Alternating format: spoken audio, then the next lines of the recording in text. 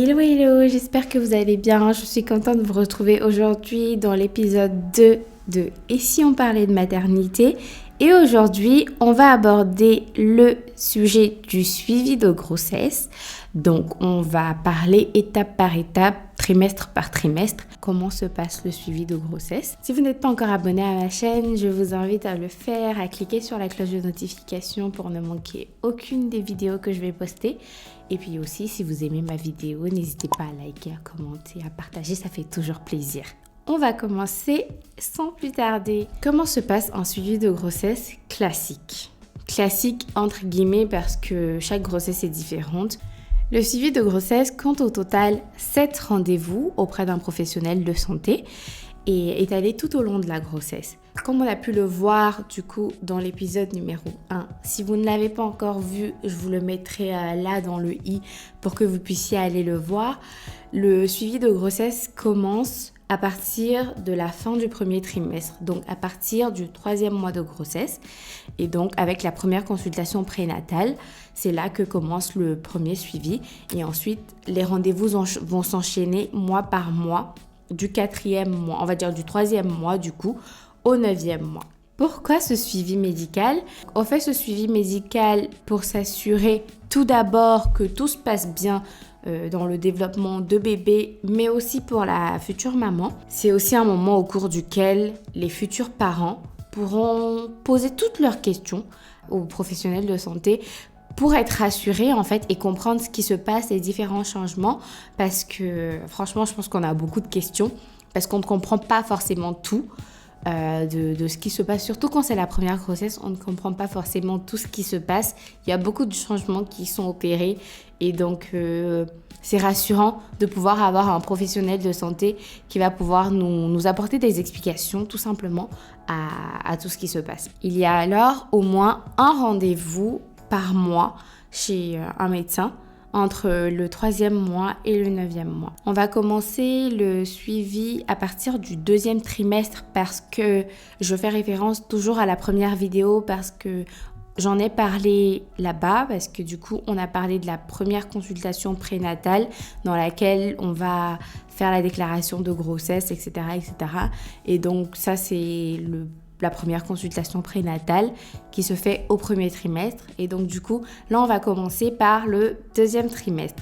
Le 2e trimestre qui va du 4e mois au 6e mois de grossesse. Donc au 4e mois, on va faire la 2e consultation de suivi. C'est un rendez-vous au cours duquel il y a un examen clinique et un examen gynécologique qui sont prévus. Et c'est un contrôle de routine en fait pour s'assurer que tout se passe bien. Donc, je vais vous expliquer un peu c'est quoi la différence entre un examen clinique et un examen gynécologique. Et sinon, je vous mettrai des liens aussi en barre d'infos pour que vous puissiez, si vous êtes intéressé par ce sujet, pour que vous puissiez aller plus vous renseigner. L'examen clinique, c'est un examen qui permet au médecin de vérifier plusieurs choses, dont en première position les constantes. Donc, ça va être les pouls, la pression artérielle, le poids, parce qu'on surveille le poids durant toute la grossesse pour savoir si tout se passe bien, il me semble. On mesure aussi la hauteur utérine et de mesurer aussi les mouvements cardiaques du fœtus qui sont mesurables à partir de la 10e semaine d'aménorrhée. Et en fait, comment mesurer les mouvements cardiaques ? C'est tout simplement en écoutant le cœur du bébé. Et ensuite, l'examen gynécologique. Maintenant, c'est un examen qui consiste en un toucher vaginal qui permet de vérifier l'état du col utérin parce que du coup, on vérifie chaque fois que le col est toujours bien fermé jusqu'à la dernière minute parce que si le col s'ouvre trop tôt, c'est pas très bien. Et s'il s'ouvre pas aussi, c'est pas bien. Au 5e mois, en plus du contrôle de routine, donc examen gynécologique et examen clinique, il y a une échographie qui est prévue qui va permettre en fait de mesurer les membres du fœtus pour s'assurer du développement normal de ce dernier. Et c'est souvent au cours de cette échographie-là qu'on peut savoir le sexe. Si bien sûr bébé est bien positionné pour qu'on puisse le voir, c'est au cours de cette échographie-là qu'on sait le sexe du bébé. Et c'est souvent On va pas se le cacher, c'est souvent le moment qu'on attend le plus. On a toujours un idéal de sexe, mais bon après, à partir du moment où le bébé se porte bien et en santé, que maman aussi est en santé, c'est le plus important. C'est ce qui permet de rendre la chose plus concrète en fait. Parce que oui, on a un bébé, oui, on sait que tout va bien, mais on sait maintenant que c'est une fille ou que c'est un garçon. Et donc, ça nous permet de commencer à rendre les choses plus concrètes, de chercher le sexe, de commencer à chercher même les vêtements, quoi. Donc, on rentre vraiment dans les vraies choses. Et moi, pour la petite histoire, j'étais persuadée que je portais une fille. Et mon mari, lui, me disait que, mais il sait pas pourquoi, mais lui, il est persuadé que c'était un garçon. Et donc, du coup, quand on est parti, on avait fait un pari. Et quand on est parti faire l'échographie, c'est là que je me suis rendu compte que j'avais perdu le pari. Et enfin, au 6e mois, à la fin du 2e trimestre, il y a encore une visite mensuelle, comme je vous ai dit, une tous les mois à partir du 4e mois, mais dans laquelle ça va être un examen clinique et gynécologique. Donc, je vous ai dit mesurer les constantes, etc. Et puis frottis ou toucher vaginal pour vérifier le col. Et puis c'est tout. On a fini pour le 2e trimestre. Donc, au 3e trimestre, c'est rebelote, même chose.